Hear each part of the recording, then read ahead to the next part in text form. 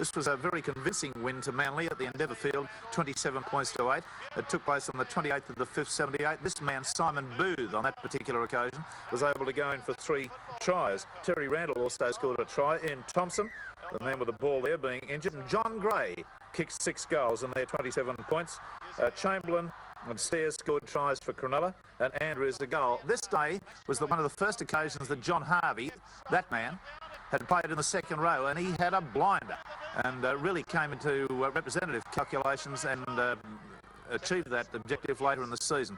But it was a fine win to the Manly side, an excellent game of football to watch. Both sides with plenty of pace. There's Thompson making one of his many breaks, and Booth lobbing the pass back inside. And Gartner on that occasion, in the horrors for form, and hasn't he come back recently, dropped 2 tries, 2 certain tries, and that was one of them. And everything he did went wrong on that occasion. Nothing would succeed. But it was a powerhouse performance. Brannigan, you'll see in the side, there's Booth in for one of his 3 tries. Referee Cook was the man on that occasion. Of course, he was later injured during the season with a collision with Tommy Raudonikis in a match and broke ribs. He's been out of calculations ever since.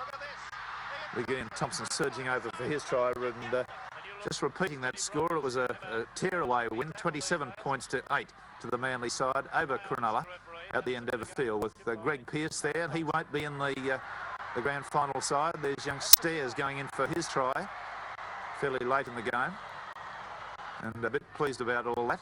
Thompson. And that was one of the problems that Manly had on that occasion. They had a fair bit of ball lost through bad handling at different times. Otherwise, we all thought the score could have been considerably higher.